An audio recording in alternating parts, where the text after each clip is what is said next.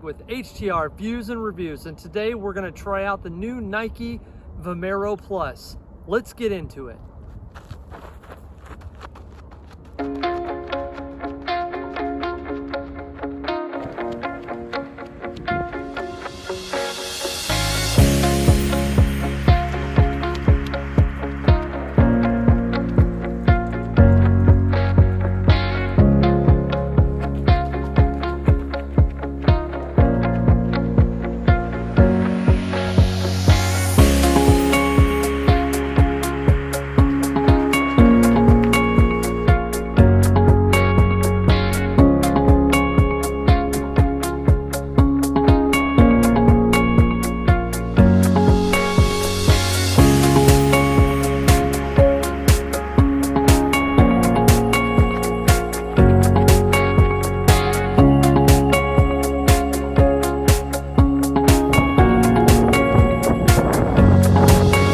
Everybody, Greg with HTR Views and Reviews, and today we're going to review the Nike Vomero Plus.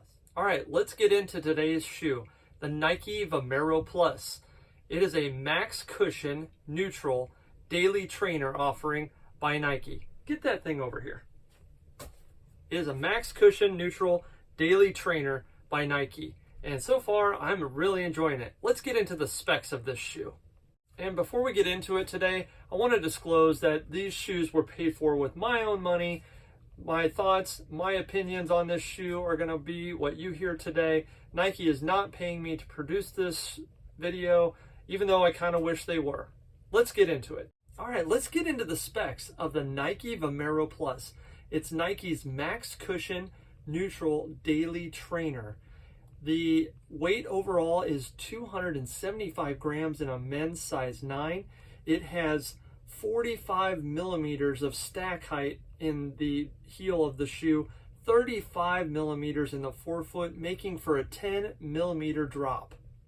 All right, let's move on to the outsole of this shoe. Nike is featuring a high abrasion rubber outsole. That just means you're going to get a lot of durability out of the bottom of this shoe. A lot of great traction I've noticed in my 100 miles, so no real wear that I'm seeing to this point after 100 miles. All right, let's get into the midsole of the Nike Vomero Plus. So Nike goes with their ZoomX foam throughout the midsole, and that makes for underfoot a very bouncy ride, very cushioned ride. Excellent if you're working on recovery miles or in a long run even. All right, let's move on to the upper. The upper features a jacquard mesh, so it has some breathable capabilities. The heel collar, I think, is where you're going to notice the biggest difference from the regular Vomero that this year's offering. Very plush around the heel collar, also extremely plush in the tongue, so it's going to really lay on that foot, on top of that foot really nicely. The eyelet chain is not very complicated, very straightforward, and just makes a very secure feel with that upper. Also, when you get into the heel pocket of this shoe, your foot, I didn't notice any kind of slipping. Very good, very locked in position once you get that on foot. And then the other thing I'll say is, I was a little nervous about this part, but it does run true to size. So buy that size you normally would. I normally buy an 8.5, and my size totally works.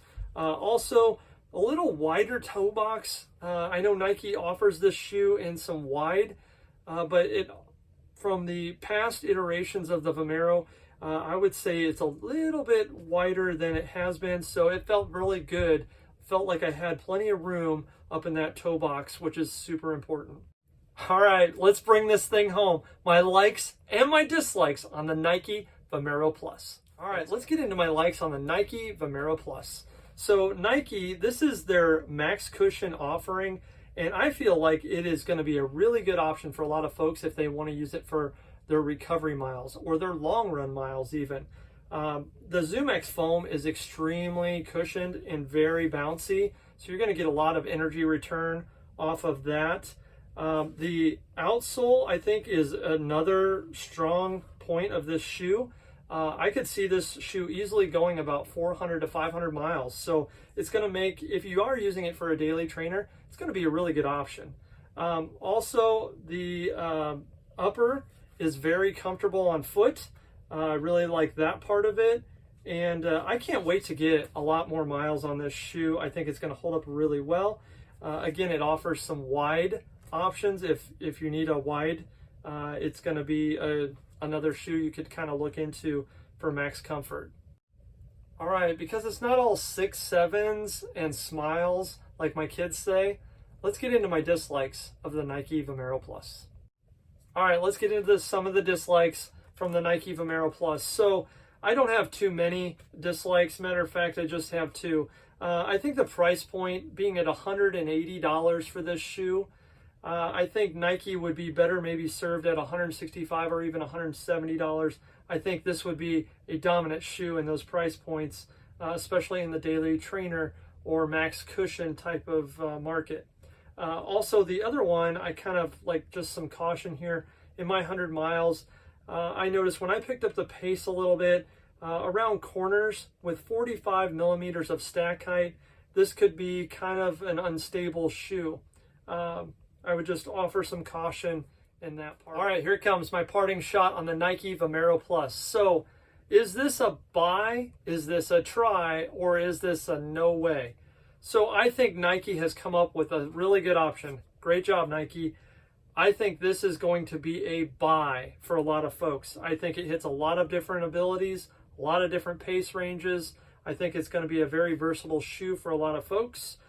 Stability might be a little bit of an issue, but I think at the paces that they're recommending, this being a recovery and easy day shoe, I think it's going to be a winner for a lot of folks. Hey everybody, thanks so much. You've made it to the finish line of this video. Really appreciate you tuning in. Also, if you haven't subscribed yet, we would love for you to do so. On a personal note, I know a lot of you are probably looking around for races for 2026 upcoming. My family and I put on an event every October in Council Bluffs, Iowa, the Yippee-Ki-Yay Races. I'll put it down in the description if you want to check it out. But for now, happy trails.